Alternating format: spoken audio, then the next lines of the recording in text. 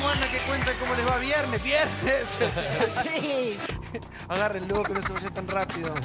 Sí, dice usted. ¿Cómo le va, Natalia? ¿Bien? Muy bien, muy Mucha buenas gente me noches. pregunta si está sola, sigue sola. Es raro. ¿Eh?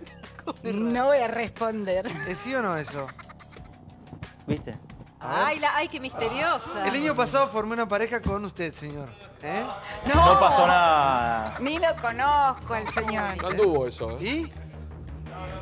Muy chiquito. Hay que, viste que no hay que mezclar las cosas, Santi. El No. trabajo. Siempre cuando uno dice eso es que llegó tarde ya. Que ya se mezclaron. Sí. Bueno, ¿Hay onda o no? no, hay buena onda, Hay pero buena onda compañeros de con trabajo. compañeros. Nunca concretamos. Ahora, ya a esta altura, el 2018 decir que por una cuestión de edad, no, es Es una una pavada. antigüedad. Sí, sí, coincido. Es una pavada. ¿De quién fue el problema? ¿De ella o tuyo? No, de ninguno. Simplemente no se dio las cosas. Del todo pasamos a la nada. Somos hermanos. La grieta. No son, hermanos no son. Hermanos no son. ¿Eh? Hermanos no son. No. No. Pero no consumamos. Él tiene otra además. ¿Cómo que tiene otra? Lo denuncia. Denuncia de Natalia. ¡Qué acusación! ¿Vos tuviste que elegir? No, yo no estoy al tanto de lo que está diciendo. ¿Estás solo ahora? Sí, claro. Bueno, pero estuviste lento, viejo. Apuró. ¡Qué celosa, eh! ¡Qué celosa! No, es que ella Soy es muy celosa. Sí, muy es de otro tiempo. Sí, muy de ir al frente. ir Muy al frente. celosa. Dos no. Es buen chico, ¿eh? Bueno, pero y ahora están solos, gente grande. Son mayor de edad aparte. Sí. ¿Cuántos años Parece tenés? que no, pero... No, 26 tengo. 26. Cumplo Ah, 27 la es un semana que señor. viene. 26. ¿Eh? Poquito poco. No, eso es una excusa, Natalia. Te juro que es una excusa. Aparte te digo que vos estás muy bien. Gracias. Sí, no te tires abajo. No te grandes que no sos tan chica. O no te chiques que no sos tan grande. ¿sí? Querés quedar bien y es peor. Come mucho hueso para poco perro para mucho hueso. Eso fue Ahora, un lapsus, tenemos, Santi. se está preparando Mucho hueso para el con poco amor. perro. Tenemos fotos de Instagram hoy del equipo. A ver, ¿podemos ver una de Natalia, por favor? Sí, a ver. ¿Qué es esto? Ah, bueno. Opa. A ver, La ¿qué es esto, Nata. Natalia? Porque sí, no estarías quedando muy bien parada así. ¿Qué es, un baño de chocolate, de barro? ¿Qué es? Barro, termas de Cacheuta. Pablo sabe, también le embarraron un poco. No coincidimos. Esto es barro del río Mendoza, Santiago. Sí, Te llevan a Cacheuta y Sí. te hacen esos baños Claro, rejuvenecedores. baños de barro. Tenés opción 1, te lo pones vos. Tenés opción 2, te Sí. lo ponen otro. ¿Qué elegiste? ¿Cuál es la opción 3? No, ¿Quién te- Nos lo Gracias por ponemos estar ahí. todos. Sí, mejor dejémoslo acá, esto, chicos. Bueno, me gusta esta pareja igual, ¿eh? Pimpi, buenas noches. Silvia, gracias por estar con nosotros. Mirá Gracias qué a ustedes. mujeres valientes. Tenemos Flor Arieto, gracias por estar. Compañera actual de la radio.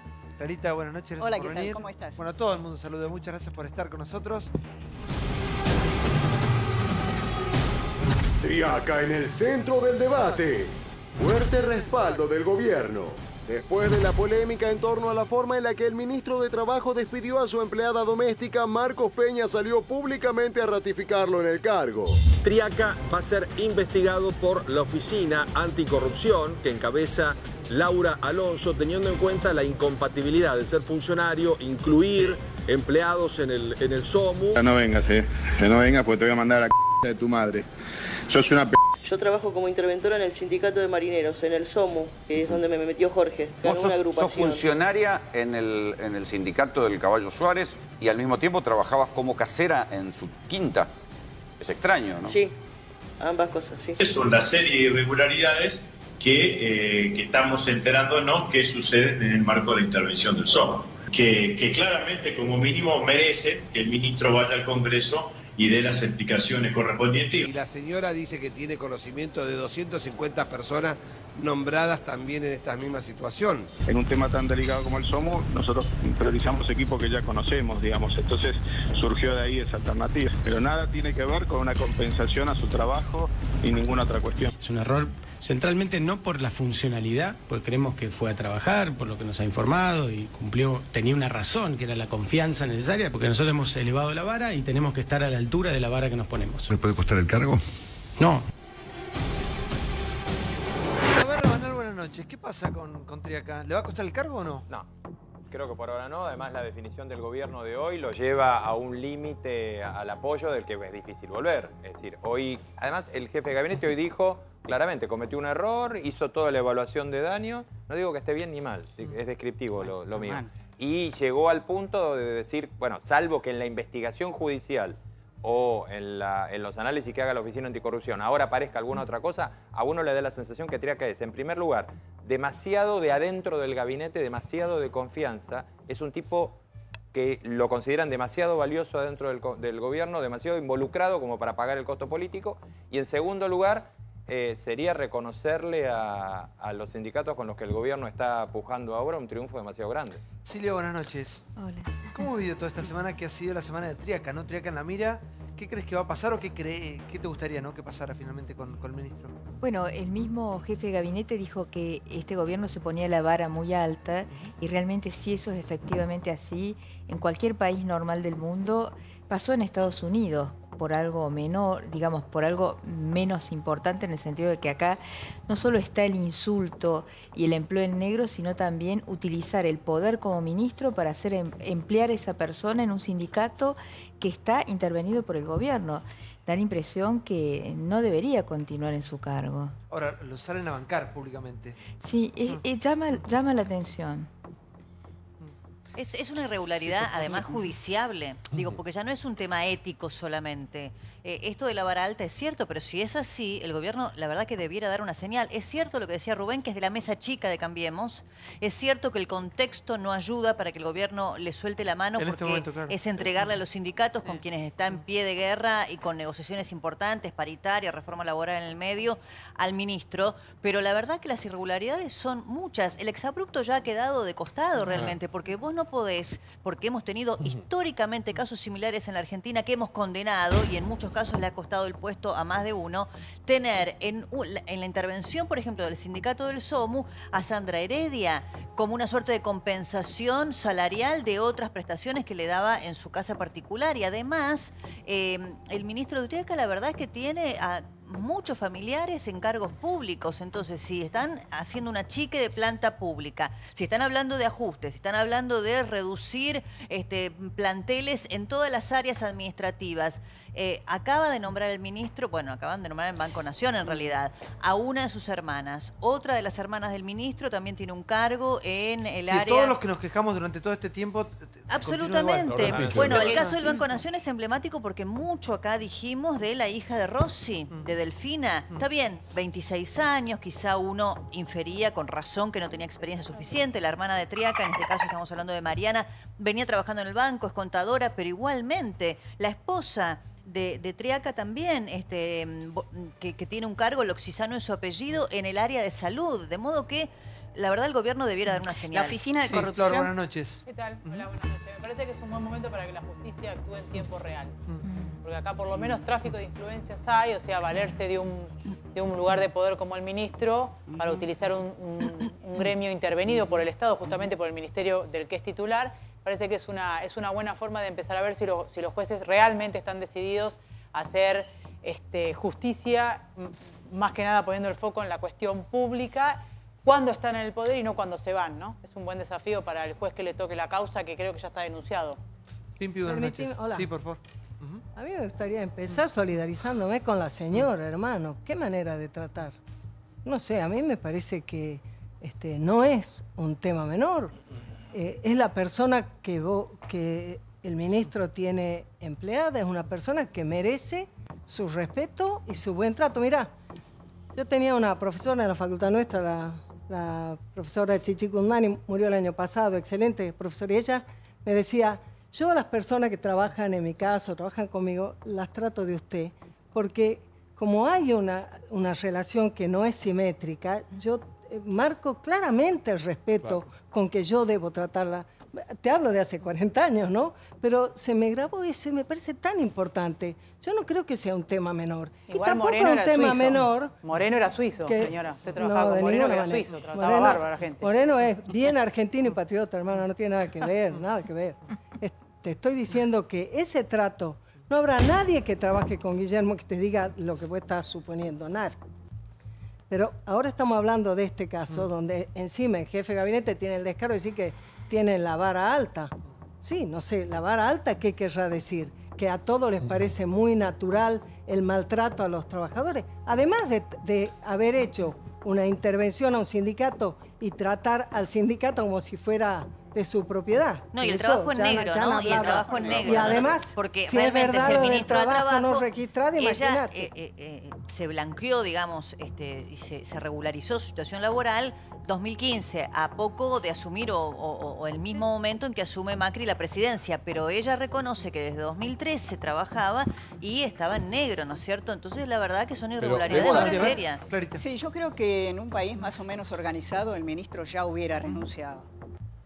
Lo que pasa es que el contexto político es distinto, no le quieren entregar a los sindicatos la cabeza de Triaca y además en el fondo de todo esto está el SOMU. En el SOMU perdió la lista del gobierno, ganó un hombre de Moyano y creo que el conocer este tipo de audios tiene que ver con esta guerra entre el gobierno y Moyano en este momento. De todas maneras, desde el punto de vista del país, perdemos todos. Tenemos un ministro que debió renunciar ante lo que se ha descubierto y además una guerra de intereses donde vemos que hasta un juez como Canicova Corral colocó su gente en el sindicato. Ese es el tema. Intervenido, ¿no? Sí. Yo creo que ves una tarjeta amarilla, no sé cuánto va a durar, por más que Peña diga. Me parece que Quintana tiene otra observación. Vos podés decir no pasa nada, pero no es que no pasa nada. Y coincido con Pimpi, más allá de la tarjeta amarilla del ministro, es el momento para tratar de hacer modificaciones y que este tipo de conductas no sucedan, porque vos estás levantando la barrera para que vuelvan a repetirse. De ahora en más, para juzgar a otro ministro o otro funcionario, ¿cómo vas a hacer? Vas a terminar perdonando. Pero coincido con Pimpi porque estamos reivindicando el maltrato a una persona de mucho menor rango que es una empleada, esté en negro, esté en blanco, es una cuestión que ya ni la tendríamos que discutir porque estamos hablando del Ministerio de Trabajo. Y hay otra cosa que es muy grave, estamos reivindicando otro hecho y es que es un sindicato intervenido donde flamea la bandera del Ministerio de Trabajo. Entonces, como algunas veces hemos marcado cosas increíbles, el jardinero del doctor de la Rúa o los choferes de los Kirchner, los secretarios, todos multimillonarios, y aceptamos y aceptamos y aceptamos, me parece que es el momento de marcar una diferencia. Puede ser buen ministro, nadie lo niega y ellos lo ponderan, pero hay conductas que hay que marcarlas porque si no abrís la barrera. La quiero presentar a María Amalia Díaz Guiñazú, que es periodista y conductora del noticiero de la televisión pública. Buenas noches, te escucho, por favor. Bueno, en realidad me parece que, primero para decir, parece que la Oficina Anticorrupción va a estudiar el caso, sobre todo la intervención de haberla metido, por lo menos como empleada, en el SOMU, ¿no? Que además es un sindicato intervenido y que verdaderamente me parece que ahí está la gravedad del asunto como ministro. Pero también me llama la reflexión las formas de comunicar del gobierno, porque puertas afuera es lo que dicen, pero ¿qué pasa puertas adentro? ¿Cómo se comunica el gobierno? Y esto es algo que me parece que el gobierno de Macri todavía tiene, que te lo digo como comunicadora, ¿no? Que desarrollar un poquito más de precisión en algunas cuestiones, porque calificarlo como un error me parece María? muy liviano. Acá la comunicación no sirvió, no bastó. De hecho, han tratado de explicar durante toda la semana y no han alcanzado las disculpas ni las explicaciones, porque hay algo de base que está mal. Es decir, en la vida hay cosas que están bien y cosas que están mal. Si tanto levantamos el dedo y la vara, cosa que me parece genial, y todos tenemos la responsabilidad como ciudadanos de hacer las cosas que debemos hacer, hacer las cosas correctamente bien, cuando el poder de estos ejemplos, uno dice, es muy injusto. Pero además le cae el agravante. Para el gobierno es un error lo que hizo Triaca. Y como es un error, es salvable. Esto es lo que dijo hoy Marcos Peña. Por eso lo bancan y lo mandan a un cuasi retiro espiritual a Mar del Plata, a guardarse hasta tanto se junte todo el gabinete en Chapadmalal. ¿Qué va a hacer la Oficina Anticorrupción? Pues la Oficina Anticorrupción salió a decir que es éticamente pésimo. O sea, ¿cuál es la vara de la Oficina Anticorrupción que tiene 27 funcionarios de alto rango investigados en este momento? Los lidera el Rabino Bergman, en puntos de investigación. ¿Y dónde va a poner el foco? En el SOMU. Sandra Heredia es la punta del ovillo para entender después los otros 250 cargos que se pusieron después de que Gladys González se fuera de la intervención, con un déficit que agarró de 5 millones de pesos y cuando ella se va, en los datos contables quedan 127 millones de pesos en un plazo fijo. Es decir, agarra con déficit la intervención, deja plata líquida y en plazos fijos al SOMU. ¿Qué pasó desde abril del 2017 ahora? Es lo que tiene que poner el foco la Oficina Anticorrupción y el rol del ministro Para Triaca. porque todo el tiempo estamos hablando de SOMU, estamos hablando de los sindicatos. Hay un sindicalista acá que es jefe de sindicato de conductores de taxis. ¿Cómo le va, José Ibarra? ¿Cómo le va? Buenas noches. Lo escucho, por favor. Bien. No, sobre el hecho yo creo que, por supuesto, no cabe la menor duda que nosotros nos solidarizamos con la parte femenina. Pero también habría que ver, digamos, en la parte confidencial, quizás también puede haber un exceso de confianza de ambas partes. Para llegar a tratarse así de esa manera es porque debe haber un conocimiento de hace mucho tiempo y que muchas veces a cualquiera de nosotros, en cualquier hogar, hasta también se nos escapa ese tipo de cosas, pero no deja de pasar desapercibido y nos guste o no nos guste, y no vengamos a ponernos acá porque estamos ante las cámaras y que lo ven millones de argentinos a decir que eso de esa manera no se puede tratar a una persona. Y no suele pasar puede, en la vida diaria, no puede pasar, además de eso. y no pasa, y no puede pasar, porque muchas veces, ya sea con un amigo, con un agente o con un trabajador o mismo en el sindicato, che, ¿qué hacés? ¿Qué te pasó? Y no suele pasar. Eso por un lado. Y por otro lado, ¿qué le voy a decir del ministro Triaca? Que desde lo que va, desde que arrancó este gobierno hasta la fecha como ministro de Trabajo, yo creo que ha puesto en lugar a muchos de los que están dentro del sindicalismo y es ejemplar la conducta que ha llevado profesionalmente como ministro. Tal SOMO, ellos sabrán, capaz que estaban informados, que sabían cómo era el movimiento, capaz que sabían que, como él lo dijo, que tenía que tener personas de confianza, gente de confianza, que les llevara a normalizar eso. Y yo creo que ha quedado muy a las claras que ha sido así de esa manera porque no ha ido el SOMO, el Ministerio de Trabajo, a imponer un candidato y decir este gana. Ganó quien tenía que ganar, trabajó, quedó esto. No, pusieron bueno, gente, van a tener, pusieron 250 personas, bueno, no impusieron un pero candidato. ¿cuál era el objetivo final? Sí. Que ¿Cuál se era? normalizara, que haya Sí. un secretario general elegido por sus Una compañeros. persona por que no sabe de lo que es una intervención. Sandra Heredia dice que no está bien, sabe pero esto lo que es tendrán hacer que una ver. intervención Esto en San tendrán que ver Fernando. ahora de acá para adentro, Sí. o para ministerialmente, con el gobierno, con quien tengan que verlo. Pero el objetivo, ¿cuál era? Dejar de la intervención de esa organización gremial, que los trabajadores de ese sindicato pudieran elegir a un conductor, lo han elegido.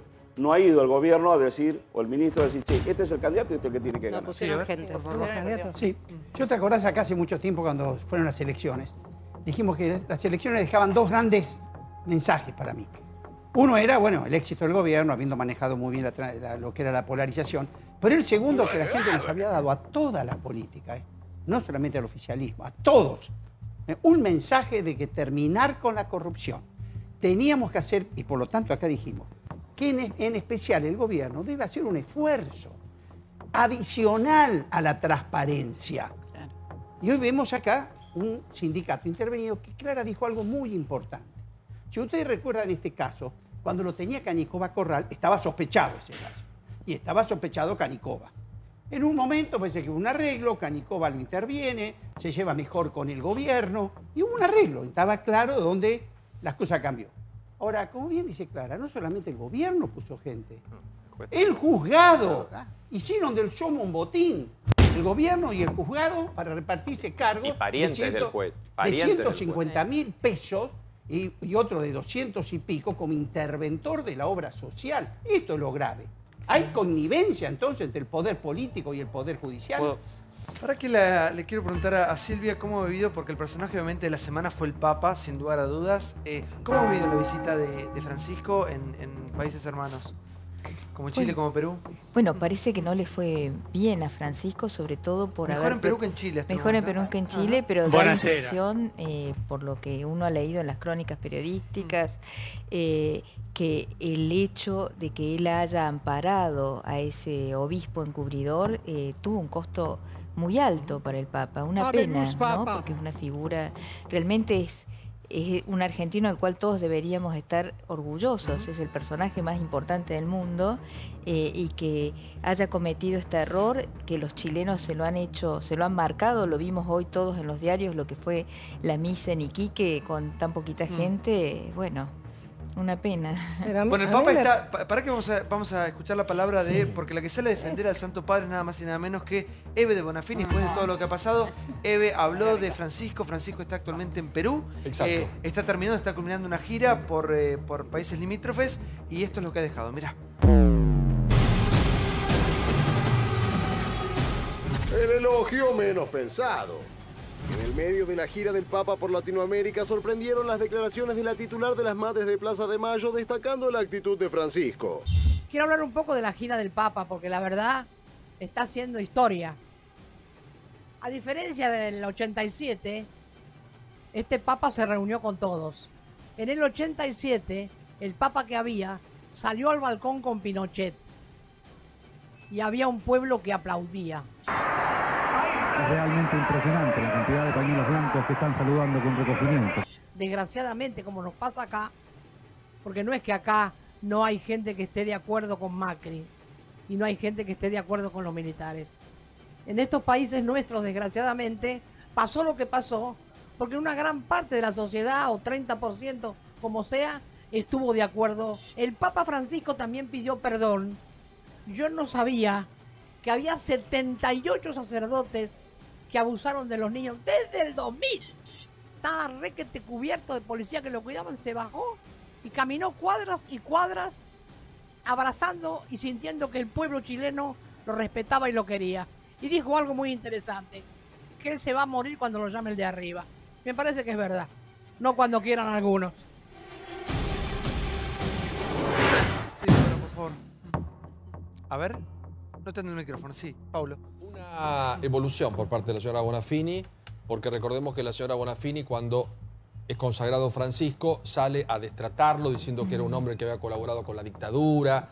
Un disparate sublime tras otro, al estilo Bonafini. Al poco tiempo comprobaron que tenía un 92% de imagen positiva y fueron todos a ponerse debajo de la sotana.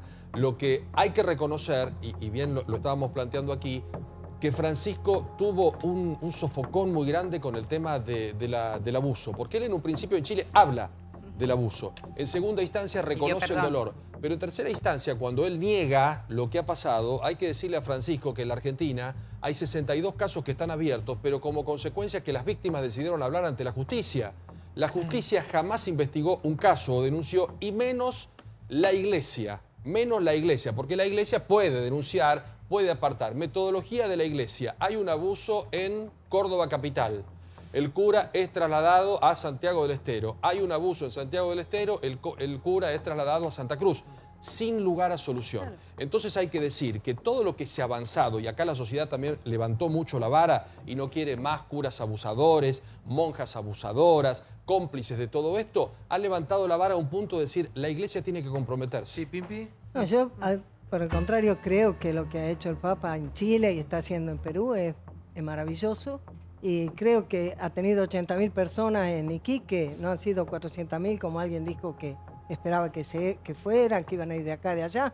A mí me parece que discutir sobre eso, cuando él ha hecho una ceremonia completamente inclusiva, cuando él tiene el mensaje de mayor amor y de convocatoria a la paz, es el líder más importante que hoy en el mundo está transmitiendo un mensaje de proximidad entre los pueblos, que más allá de qué religiones cada uno está convocando a eso, a mí me parece increíble que nosotros discutamos como desde este lugarcito. Pero, perdón, sobre el tema, sobre el tema que dice Paulo, no, por eso, sobre el tema de lo que dice Paulo, lo que yo veo es que el Papa está dando paso en la investigación por parte de la Iglesia para erradicar la pederastía y toda esta barbaridad que vos decís, que no solamente en la Iglesia, sino en todos lados, por supuesto. Pero la Iglesia es grave, en todos lados es grave. En todos lados es grave. Pero lo que te quiero decir es que este Papa está avanzando en ese sentido. Dicen que lo que le están objetando es que hay un obispo que habría sido encubridor. No es que él está amparando la pederastía. No, pero entonces, él planteó una cosa grave. Lo que digo es que lo curioso es que el Papa, que está poniendo en el mundo el debate sobre la inequidad, el nuestro Papa, el Papa argentino, el Papa que está viniendo a la América Latina, a la unidad de los pueblos, a la situación de Colombia, a la posible acercamiento en su momento de Cuba con Estados Unidos, a la visita que ha hecho a Bolivia. Toda la movida que el Papa tiene en el mundo yo es lo respeto como maravillosa. vos, perdón, yo lo respeto como vos y soy argentino, nosotros, pero te quiero plantear algo.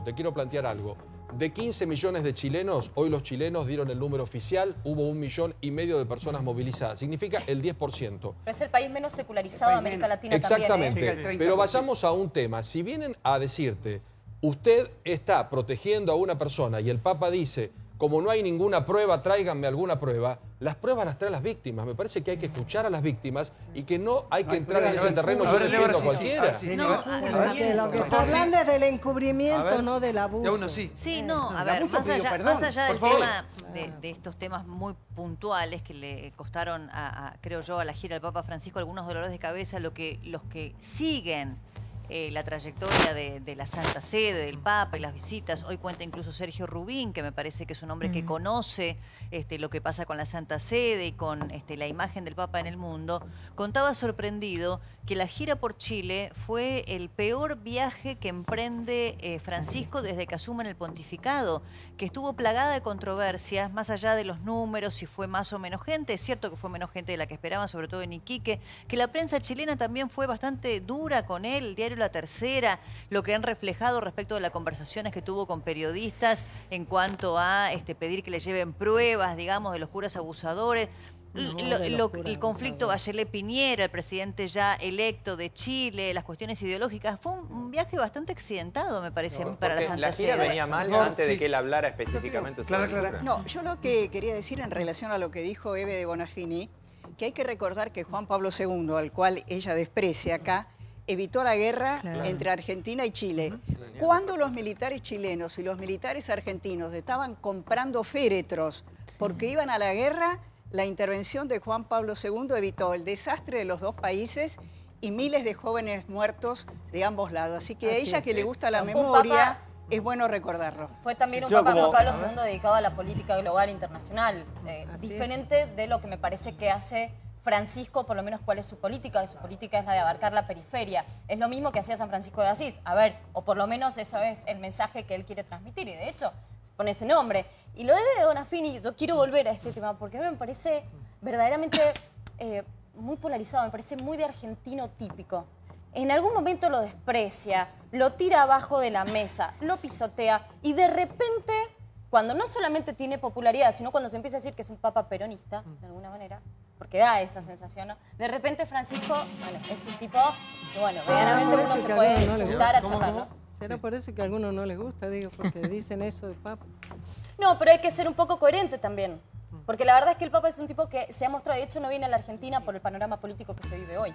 Y está claro, y esto lo han dicho desde todos los alrededores de la iglesia y de toda la gente lo que pasa es que todo el mundo opina sobre por qué no viene a la Argentina. ¿Y por qué no viene? La verdad, yo voy a saber por qué no viene a la Argentina. ¿Y yo qué voy a saber yo por qué no viene? Pero ¿por qué tendría que venir a la Argentina? Decí lo que hablan los peronistas, que por qué no viene a la Argentina. No. Para. Porque no quiere la política de Macri. Sí, eso es lo que hablan. Perdóname, ¿no? Yo creo que sí, pero no hablan, Santiago. Yo creo que el Papa no quiere la desigualdad, que el Papa no quiere la injusticia, y no la quiere en Argentina, en América, ni en el mundo. Eso me parece que no es falta que lo diga yo, ni que sea peronista. Es obvio que ese es el proyecto del Papa.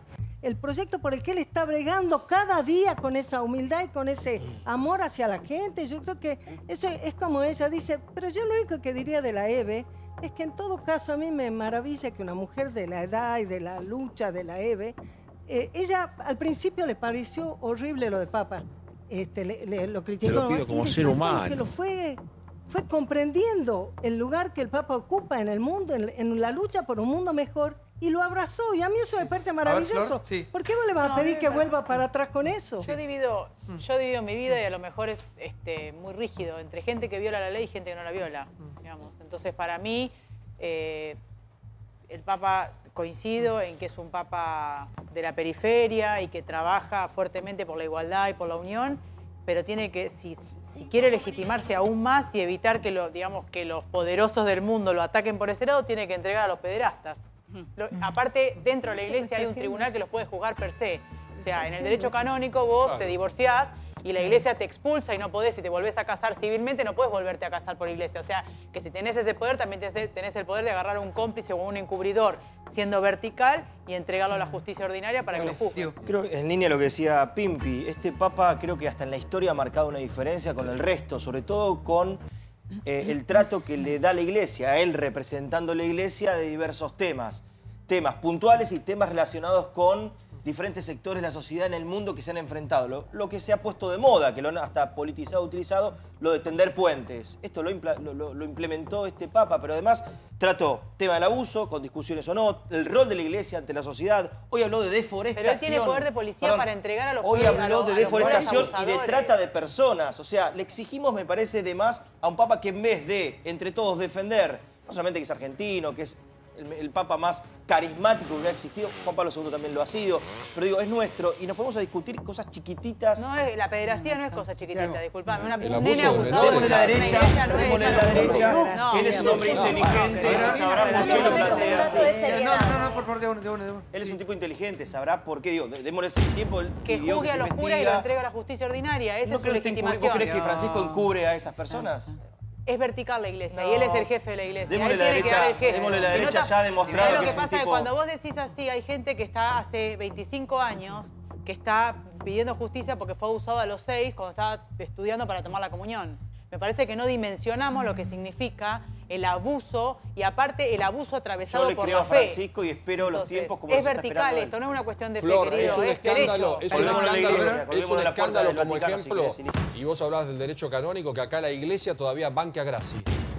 Por ejemplo. Francisco levanta un teléfono, en 2 minutos se termina el tema de Grassi. Está trabado el expediente canónico. Fue a la Corte Suprema, tardó años y está trabado el expediente del derecho canónico. Pero aparte creo que lo es un soluciona error en un minuto, táctico, Francisco. porque él entrega a los curas, o por lo menos le pide a los obispos que entregue a los curas pederastas que se sometan al derecho canónico de la Iglesia y después a la justicia ordinaria y él se legitima en la parte por la que está siendo atacado. O sea, pero Ahora, si no es que Sí, puede ir, Úrsula. Bueno, hay una diferencia con el caso Grassi. Obviamente no se resuelve en 5 minutos, pero Francisco, desde que asumió como Papa, fue muy rápido el juicio canónico a curas estadounidenses, a curas australianos, a curas europeos y latinoamericanos que fueron condenados en juicios canónicos y que fueron apartados de su rol de párrocos y que sí son todavía feligreses de la Iglesia. ¿Qué es lo que pasa con el caso Grassi? Que el juicio canónico está trabado porque implica también analizar el encubrimiento de la Iglesia en todo el tiempo en el que Grassi estuvo protegido. Pero ya con que una primera condena y una segunda ya que citas el condena. caso de Grassi, me parece que es un caso que todos conocemos. Y es un caso que tiene pruebas. Si el ¿cómo Papa nació quería pruebas, él tiene pruebas. ¿Cómo nació excomulgado de la Iglesia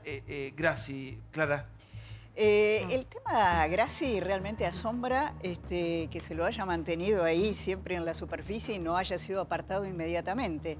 De todas maneras, yo creo que la Iglesia ha reaccionado en general, la jerarquía católica, muy tardíamente con respecto a los casos de pedofilia, pero también hay que marcar que el Papa Francisco fue el primer Papa, había empezado Ratzinger ya, empezar a condenar de una manera muy contundente estos temas.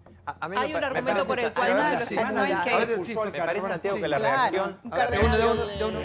reacción de Francisco cuando dice con relación a este hombre que está acusado a este obispo acusado de encubrir, y no es una reacción claramente política. Todos los papas son políticos. Bonafini hablaba de Juan Pablo II, obviamente no sabía de qué estaba hablando cuando habló cuando criticó lo que criticó, o no quiso acordarse de lo que pasaba en ese momento. Pero este es un papa muy político y la reacción que tuvo fue una reacción política de lo que estaba pasando con la gira. Yo, cuando escuché al Papa hacer el comentario sobre decir, bueno, traigan pruebas, no hay pruebas, y habilitar digamos, no aceptar la crítica de volarlo del medio de la visita, lo que estaba haciendo era, me parece a mí, una respuesta a sentirse apretado en Chile por una visita que venía mal ya de antes de que él dijera esto, y él reacciona de alguna manera a eso. Bueno, es decir, pero hay fue un política argumento por el pura, cual reacciona. con un punto, pero política pura. Vamos al próximo informe que tiene que ver el GPS de la política, populismo entre la izquierda y la derecha. Populismo, una palabra que seguramente has escuchado mucho. Aquí está el informe, después lo debatimos. Muchos invitados y por supuesto vos en vivo con nosotros en este Viernes Intratable. Mirá.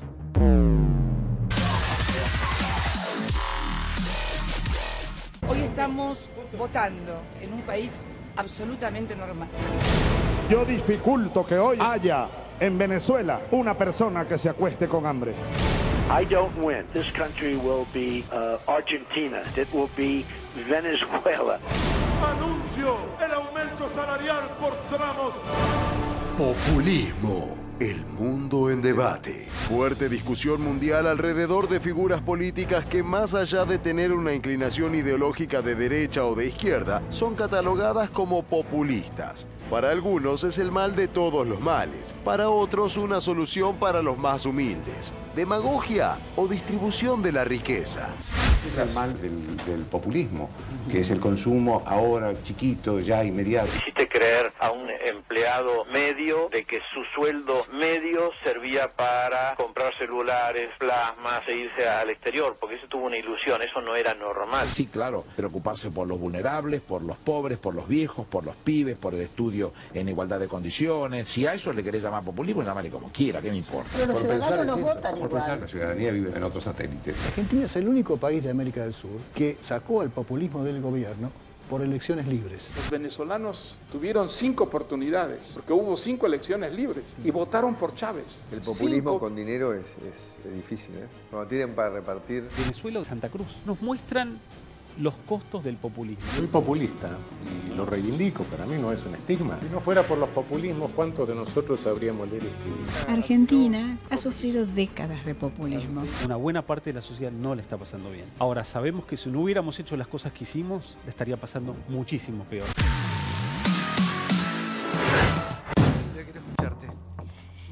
Bueno, qué tema. Primero, la palabra populismo me parece que ha sido muy bastardeada. Realmente cada uno le pone el contenido que quiere. Segundo, me parece que el ministro Duhovne tiene razón en un aspecto y en otros no. La gente la sigue pasando bastante mal. No se ha logrado reducir de manera contundente la pobreza. Después, asociar el populismo al consumo en una economía donde gran parte del Producto Bruto Interno se mueve gracias al consumo, y acá está Mendiguren que no me deja mentir, realmente es algo de patas cortas, porque la Argentina ha sufrido cuando, y justamente el gobierno acaba de darse cuenta cuando decidió y le pidió al presidente del Banco Central que baje algo las tasas, porque la economía se estaba realmente enfriando y ha sufrido, ha crecido menos de lo que se preveía. Este año hemos crecido, 2017, apenas un 2,9%, es un crecimiento muy mediocre para un país que necesita crecer 4 o 5% sostenidamente para solucionar el tema del desempleo y de la pobreza. Así que en resumidas cuentas, creo que el populismo es un concepto donde cada uno le quiere poner para su propio juego lo que desea dentro, que el gobierno está, por suerte me parece que hay como un golpe o digamos un punto de inflexión que está tratando de corregir y que ojalá que haya más medidas en ese sentido. Porque cuando piensa en el fantasma del populismo, piensa en Venezuela, ¿no? Claro, lo que pasa es que sí, también se lo trae acá. También se lo trae. Por favor, de uno, sí. No, también se lo trae acá. Es cierto lo de Venezuela, pero Argentina no es Venezuela. Pero acá se analiza el populismo como un sinónimo de lo que podría ser si se seguía con el modelo del gobierno anterior, ¿no? Una fiebre de consumo, etcétera. La Argentina no es Venezuela, por ahí probablemente algunos dicen que íbamos a eso. A mí me parece que en Venezuela, y se estudió mucho el fenómeno de Venezuela, Venezuela tiene una gran diferencia con la Argentina. Venezuela sufrió lo que los norteamericanos hablan, la huida de las élites. Las élites venezolanas, intelectuales, los ricos, la gente de clase media, profesional, se fue de Venezuela.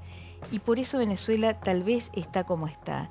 Es decir, nosotros lo vemos con la cantidad de venezolanos inteligentísimos, muchos que están viniendo acá. Cualquiera que se dé una vuelta por las empresas en la Argentina se va a encontrar con que ya hay gerentes, ingenieros venezolanos en cargos importantes. Bueno, eso es un abandono de país, que es lo que está logrando, desgraciadamente el régimen de Nicolás Maduro con Venezuela. La Argentina el gobierno dice que estábamos cerca no sabemos realmente, pero es un país totalmente distinto y donde tal vez si uno asocia el populismo con enfriar la economía, que la gente no consuma, íbamos a un callejón. El gobierno me parece que se ha dado cuenta, ¿no? No sé qué dice aquí Mendiguren, pero... Sí, Pimpi, por favor. Yo creo que no hay ningún proyecto verdadero de desarrollo del país que no tenga como uno de sus pilares la posibilidad de que el pueblo acceda a los bienes, a los servicios, a las cosas que necesita. De hecho, lo que ha ocurrido cuando llega este gobierno al gobierno es que ha hecho la medida más brutal de arruinar al país, que ha sido la devaluación y bajar la retención y por lo tanto poner el precio de la comida inalcanzable y con eso meterte como en una espiral para abajo, porque con tus ingresos, cuando tus ingresos son más bajos, obviamente siempre lo primero que vos vas a tener que cubrir son las necesidades más, digamos, las básicas. Y entonces lo que a vos te va a quedar para lo demás es cada vez más chico y entonces eso va perjudicando, bueno, de eso sabrá más el Vasco, pero lo cierto es que lo que ha hecho el gobierno en ese sentido es brutal, verdaderamente. Entonces, yo digo, le ponen populismo, le ponen rótulos. ¿Para qué? ¿Con qué propósito? Acá lo que hay, lo que ha habido ha sido gobierno peronista, es decir, un gobierno que piensa en el pueblo. Y lo que hay es que se acabó el mercado internacional y eso nos colocó en una situación difícil. Entonces viene este gobierno y sobre que afuera estábamos mal, nos puso mal adentro. Entonces ni mercado externo ni mercado interno. Y estamos hoy como estamos. Sí, Flor. Sí, la verdad que yo me pongo a pensar en lo que dicen. Sí, este gobierno ganó las elecciones, un gobierno de centro-derecha. También pensaba que no sé cuánto le interesa realmente a los pobres, que tengan la posibilidad del progreso social, que es ni más ni menos que poder programar el porvenir.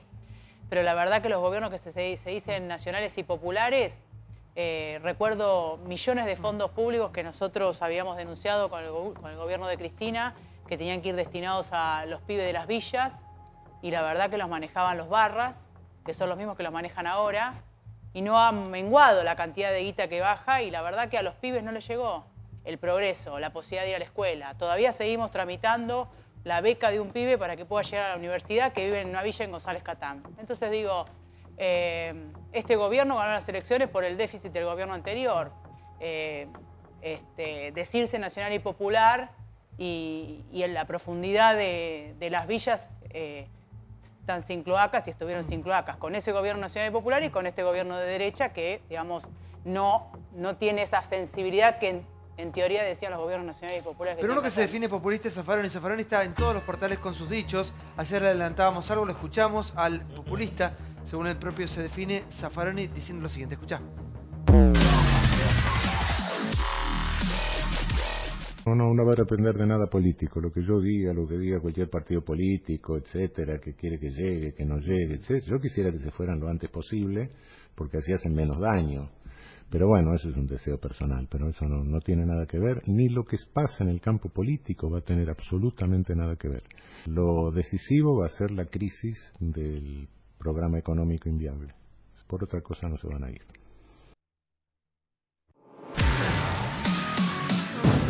Tremendo lo de Zaffaroni. Sí, bueno, absolutamente cuestionable, ¿no? Sobre todo viniendo de un hombre que se supone un hombre del derecho, ¿no es cierto? Un ex juez de la Corte de la Argentina, diciendo o augurando, digamos, que el gobierno actual no termine su mandato y diciendo que, bueno, claramente el único motivo va a ser la motivación económica. A mí me parece que hay un nivel de análisis que estamos olvidando, más allá del tecnicismo o el economicismo que tiene que ver con las declaraciones de Zaffaroni o los gobiernos populistas, que es la dimensión política o social. Esto tiene que ver con la eternización del poder, con el no respeto a las instituciones. Lo que dice Zaffaroni es claramente una muestra de eso, ¿no es cierto? El populismo que enfrenta la institucionalidad y la república, la eternización del poder, la búsqueda de la perpetuidad en los cargos públicos, el avasallamiento a los tres poderes del Estado, donde la división de poderes no existe. Y Maduro, el populista Maduro, ¿no te parece un dictador? No, ¿No yo crees que es un ni te dictador? voy a hablar de Venezuela, ni voy a hablar de Venezuela, ni conozco Venezuela, ni estoy involucrada con Venezuela y yo creo, como dice la Silvia, Venezuela no es Argentina y Argentina no es Venezuela y Argentina no está ni al borde de ser no tiene nada que ver. Pero no ha sido un espejo para nosotros pero de ¿no? ninguna manera.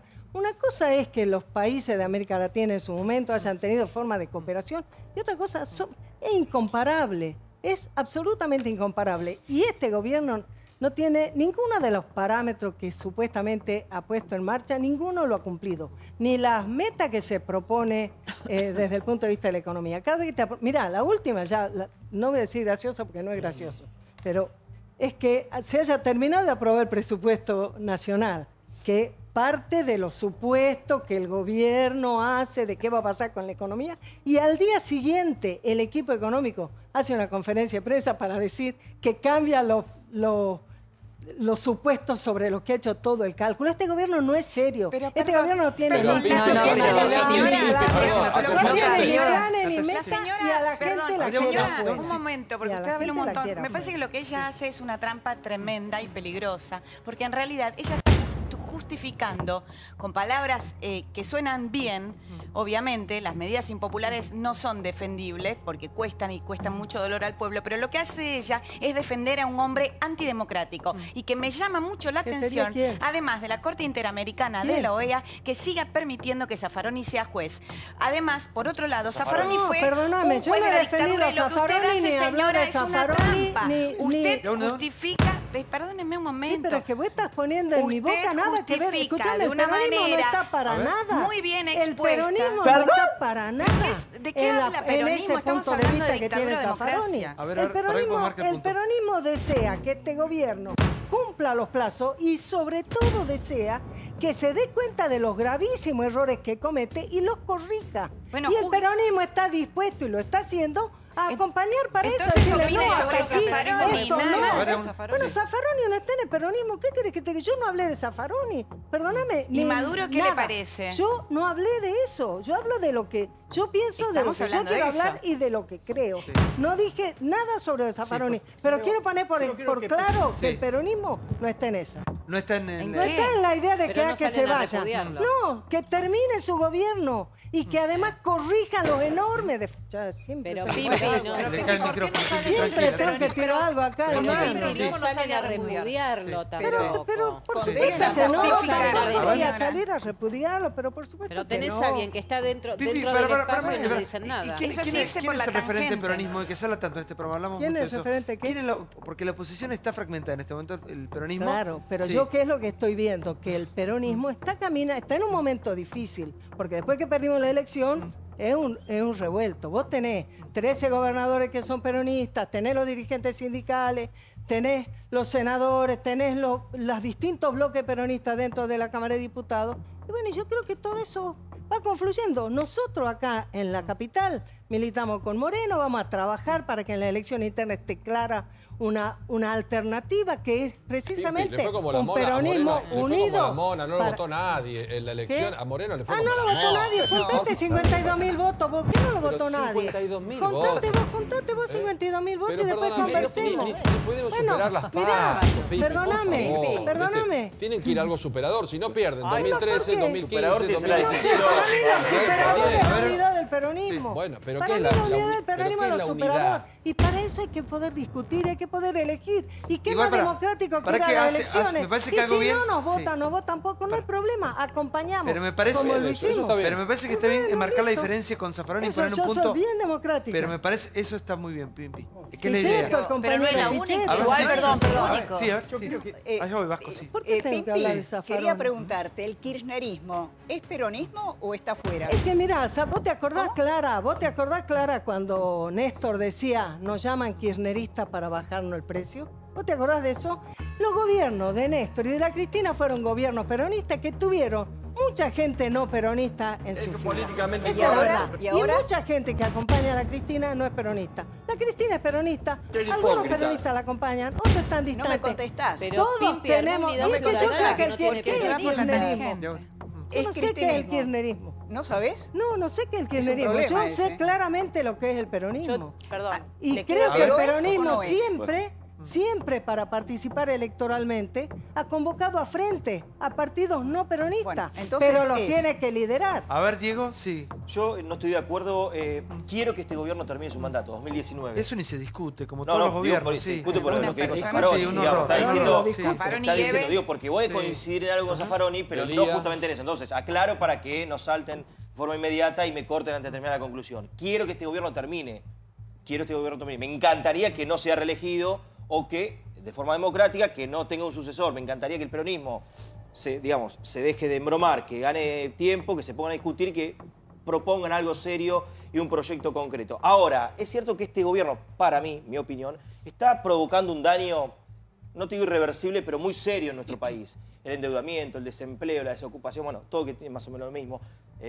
Todo lo que está ocurriendo en materia económica, social, de violencia, la grita que se sigue ensanchando. Me parece que está haciendo un daño casi irreversible. Lo que sí deseo es que mágicamente el tiempo pase lo más rápido posible, que llegue rápido el 2019 para que se vayan. Porque después, cuanto más tiempo pase o cuanto más más siga endeudándose el país y provocando todo lo que está haciendo ahora, más nos va a volver a reconstruir. Como ya lo tuvo que hacer Duhalde primero, Kirchner después del 2001. Van a dejar este país destrozado, arruinado, como lo han hecho los radicales en su momento, como lo han hecho otros gobiernos de la Rúa en el último gobierno. Como lo ha hecho no importa, y va a tener que volver nuevamente el peronismo a arreglar las cosas que hicimos. Ojalá pase rápido el tiempo, no que se vaya nada. Sí, José. No, esto quería decir, porque estaba escuchando lo que es el gobierno populismo, que es lo que yo creo que Argentina con el gobierno populismo, primero deberíamos saber qué es lo que es el populismo.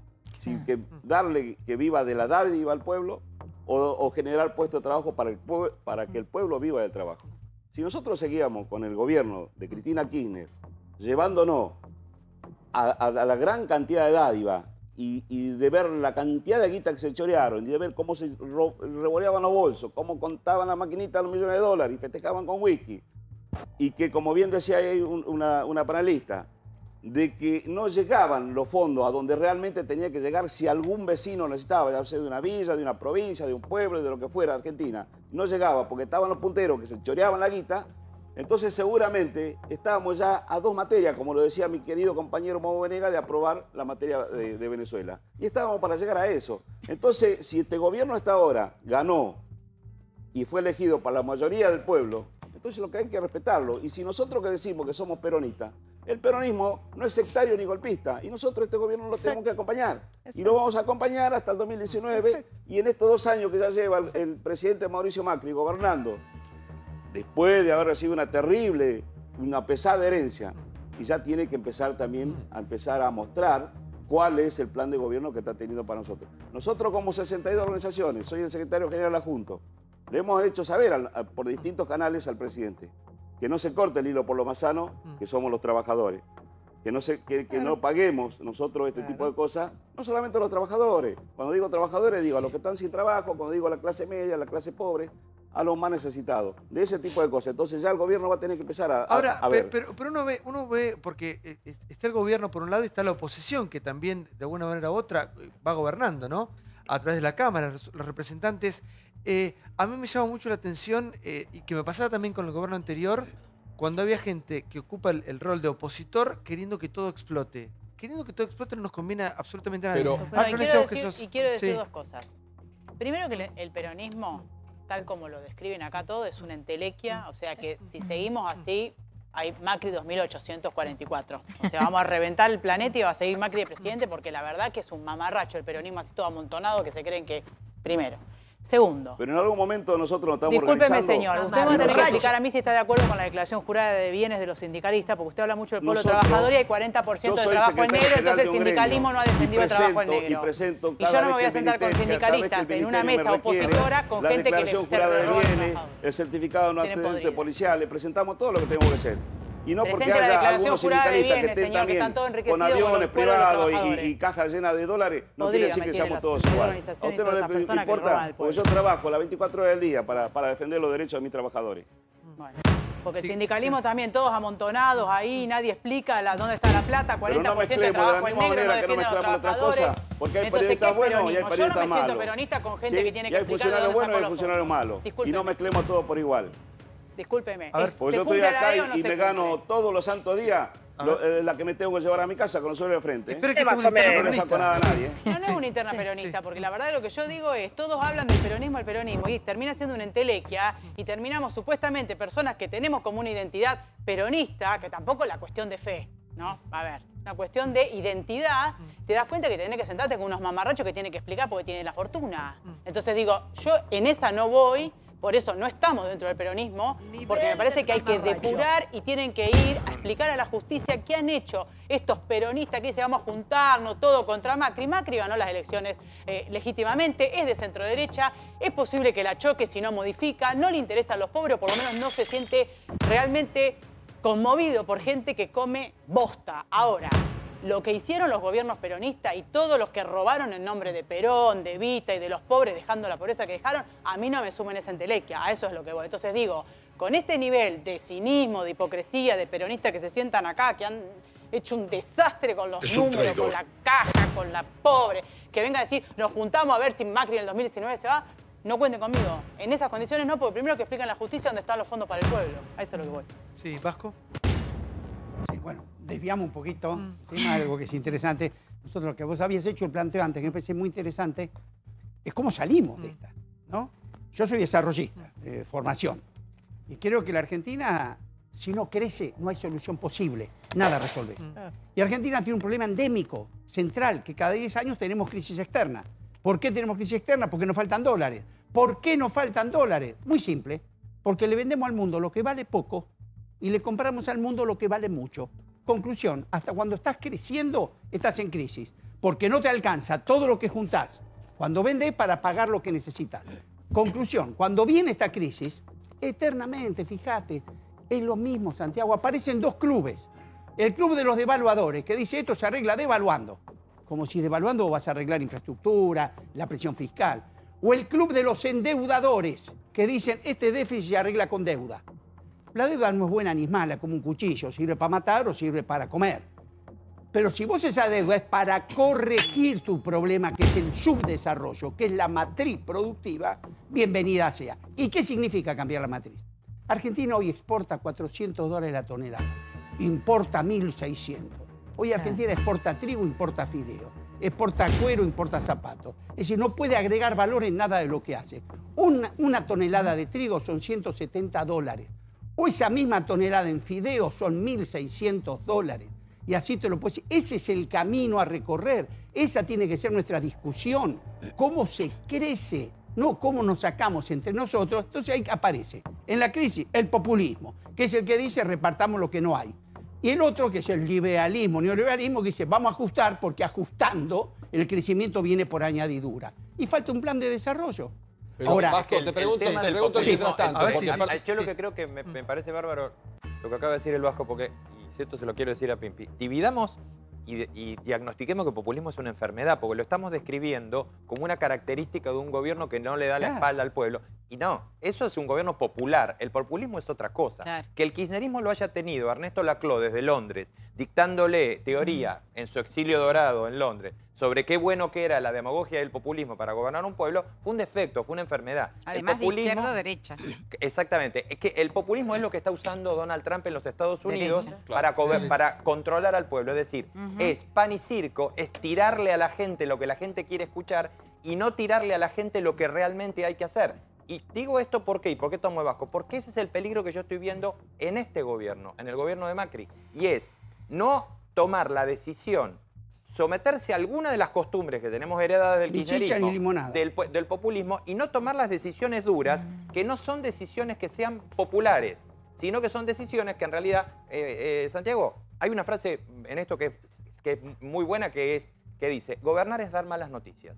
Es decir, no siempre podés dar buenas noticias cuando gobernás. ¿Es dar malas noticias? Sí, porque en general no siempre podés dar buenas noticias. Gobernar es dar malas noticias. Mirá, bueno, pero perdón. El que da buenas noticias. Para que Pibe se va a desmayar. Decime qué partido, si no me por favor. No me parece. No puede ser. Ni gobernar es dar mala noticia, ni ser periodista incondicionado. Eso dijo otra cosa. Gobernar no, lo que estoy diciendo es otra cosa. Lo que estoy diciendo es, perdón, discúlpame, porque no quiero quedar trabado. Yo te lo voy a el que da buenas noticias todos los días, reparte lo que no tiene, como decía el Vasco, es un populista demagogo. Bueno, el presidente que asume con coraje cómo se gobierna un país es el que da malas noticias a veces y buenas noticias. Ahora, el que más coraje tiene es el que tiene la voluntad de aceptar el costo político de dar las malas noticias. De ahí la frase, dar buenas noticias emitiendo sin control, lo hace cualquiera y así estamos como estamos. Sí. Entonces que a mí me parece que ciertas discusiones no nos estarían llevando a ningún lugar. Trump, no sé si será populista o no, lo que ha hecho Trump es una cosa que nosotros deberíamos mirar con interés. Porque Trump ha mirado para adentro de su país un planteo respecto de la necesidad de administrar el comercio exterior. Y ha dicho a los caños la OMC. Trump está alimentando la barbarie norteamericana más grande. No, si la Clinton era una señorita de taco alto. Al kirchnerismo, amor por Trump. Tiene 68 denuncias por acoso sexual.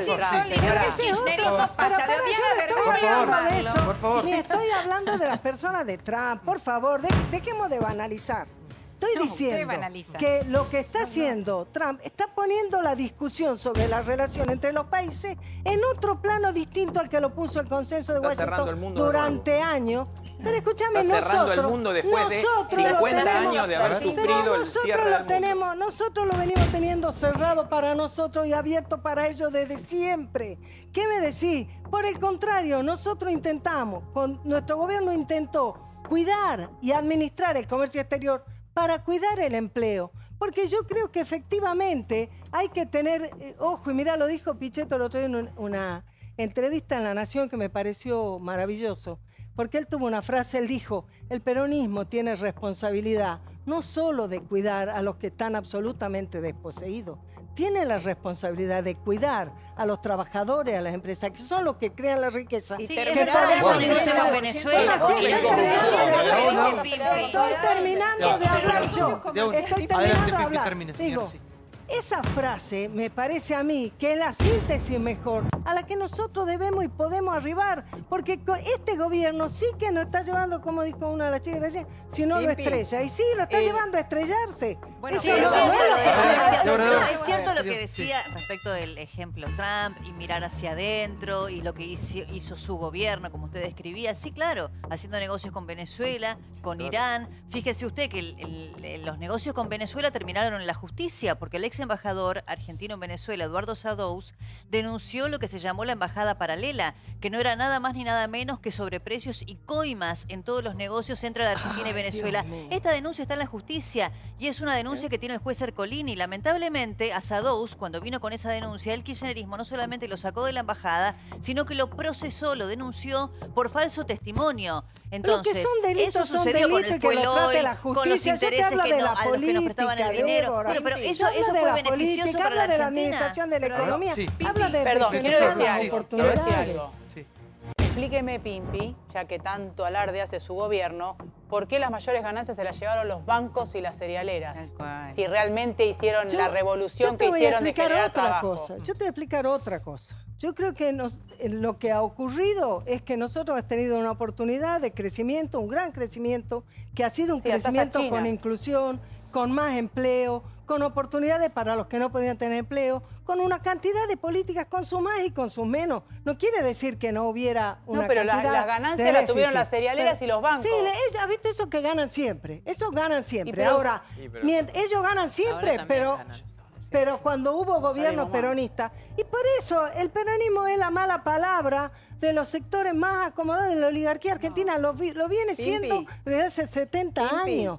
Pero además yo te quiero decir, yo no quiero decir que nosotros discutamos todo el tiempo sobre las cosas que se pudieron haber hecho mejor en el gobierno de la Cristina. Yo digo, nosotros terminamos ese gobierno con una gran, no solo la restricción externa en el sentido que decía el Vasco recién, que la tenemos siempre, que es cómo nosotros salimos de esta dependencia en el comercio internacional, ¿verdad? Estábamos jorobados ahí.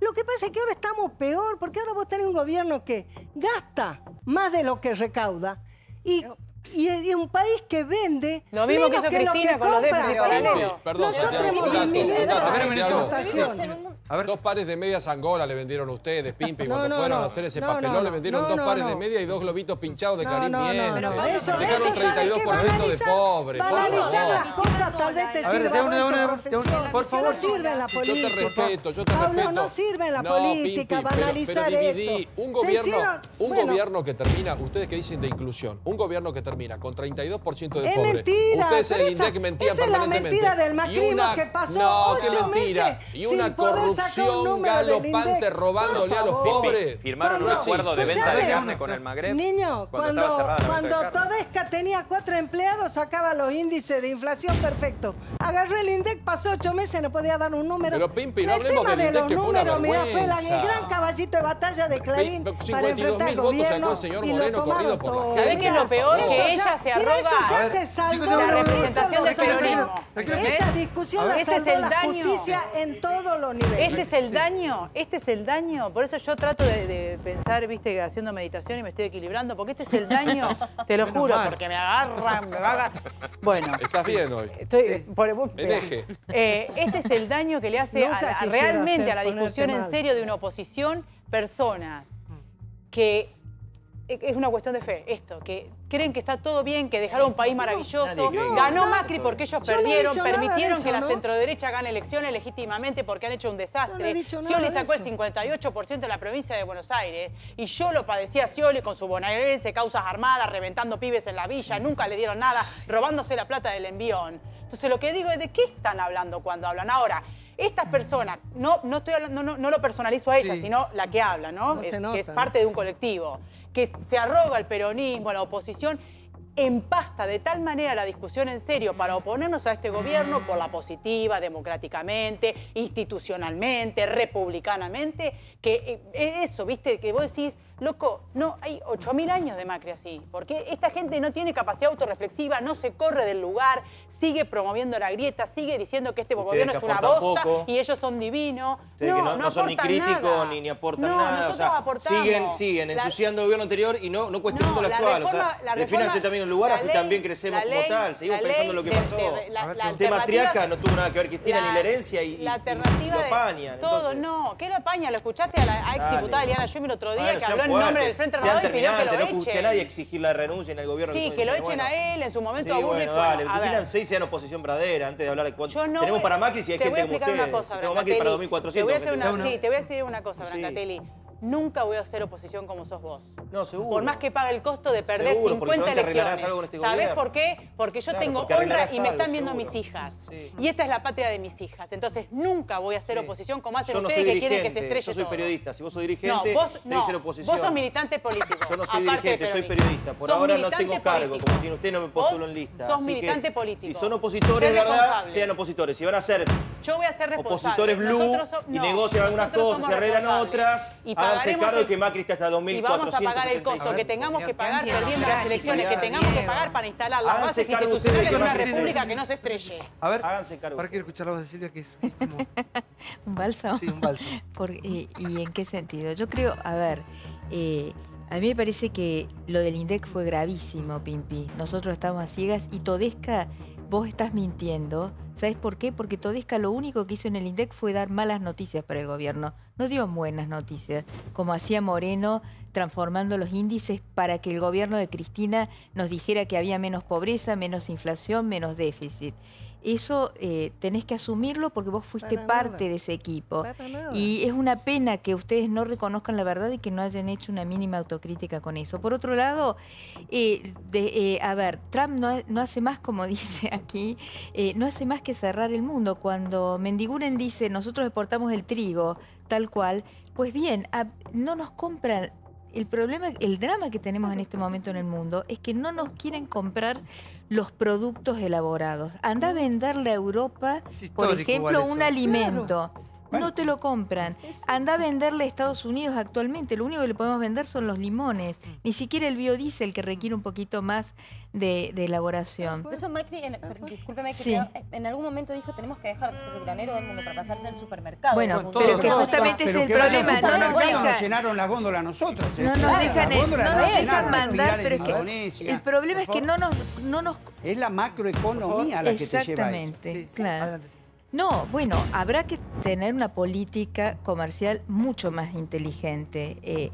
Es cierto que la política comercial, cuando vos vendés, te exigen que vos les compres. No es una política comercial en una dirección. Si yo le quiero vender soja a China, China me exige que le compre una serie de máquinas y herramientas. Y ahí está lo que vos decías, Vasco, la diferencia entre el precio de una maquinaria versus el precio de grano de soja. El intercambio le va bien porque el 90% de lo que le vendés es poroto de soja. Y el 90% de lo que le compras es mano de obra china. Exactamente. Entonces, bueno, ahí esa es la hay escala que cambiar, que no cierra. Para ese modelo hace falta exportar 20 millones de argentinos. O decir, esto cierra diciendo que en el mundo nosotros vamos a pagar bajo salario. Hay que decirlo. Entonces, ¿exportar qué dijiste? ¿20 millones de qué? De argentinos. Claro, sobran 20 millones en ese modelo. Si el modelo que vos vas a instaurar para Argentina es el que tenés con China, por ejemplo, que el 90% de lo que le mandás es solo poroto de soja. Ahora, y le comprás mano de obra, no cierra con 40 millones de personas. Pero hay que reconocer que hay un esfuerzo, hay un esfuerzo grande para tratar de exportar. El problema es que el mundo se cerró. Se cerró. Cuando Macri dejó abrirse al mundo. Silvia, vos por lo tenés esfuerzo, por otro lado tenés un esfuerzo. Cada vez tenés más cara la economía para exportar. ¿Lo tenemos cómo? ¿Lo arrojó ni bien? ¿Todo bien? Gracias por estar con nosotros. Hace mucho que no viene el programa. Bueno, Rusconi es Maximiliano Rusconi es abogado de Julio De Vido y de Lázaro Báez. Y vamos a estar hablando acerca de varias cosas. Pero antes de eso tenemos un informe que muestra un poco cómo es la vida en libertad de Amadou Boudou. Lo encontramos, fue padre hace muy poquito y esto dijo.